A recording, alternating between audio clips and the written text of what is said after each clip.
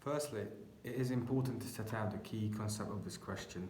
What is an alliance? We would define alliance a formal or informal relationship of security, cooperation between two or more sovereign states, and it evolves into military alliance when it requires the signatories of the treaty, pact, or intent to intervene with their military capabilities to face external threats to its member states.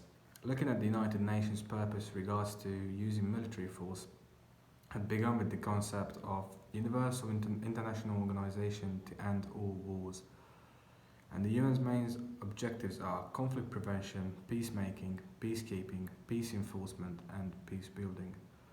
Member states could take collective actions or recommendations through the UN Security Council according to Chapter 7 of the Charter. Although, when it comes to the use of military personnel, the Blue Berets, for example, had no right to engage in combat against the military forces of the given or opposing state, as we have seen it in Srebrenica, July 1995. As Howard points out, if we define failure as worsening the conflict, then failure is a status quo. Therefore, if we look at whether the UN is a military alliance, possibly yes in some ways, but there are limitations to it.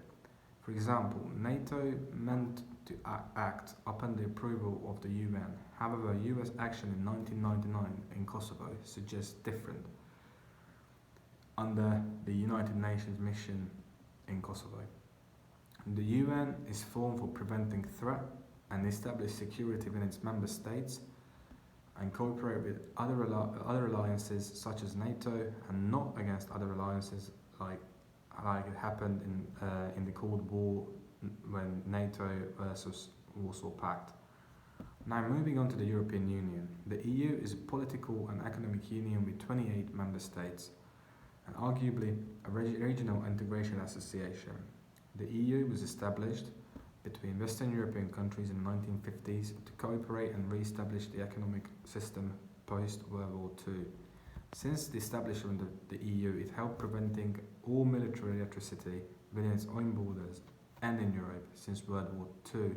One exception could be the Balkan Wars in 1990s.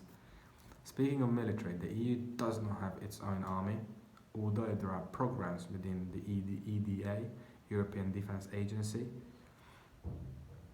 which is carrying out security and defense collaboration programs with the UN and NATO along with its member states, the EU's member states.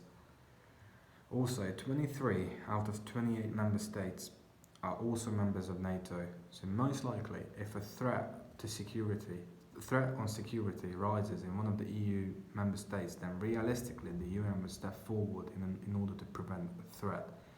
In the past, the EU also worked closely with the UN's peacekeeping missions, as we have seen it in 1995 in Bosnia, the involvement of EUFOR Operation Althea. It is accurate to say that the EU is not a military alliance due to it is an economic union and it benefits its cooperation ties with the UN and the support of NATO. If we weigh up the arguments for and against, it is fair to say that there are similarities between the UN and the EU regarding whether they are a military alliance, but answering the question, formally, none of them are a military alliance, but the UN has got more facts to argue for that they are a military alliance, even though the UN is an international organization who is working closely with its member states regarding peace, but also with the involvement of military. While the EU stays out of these affairs when it comes to military, they deal with economic sanctions and diplomatic negotiations.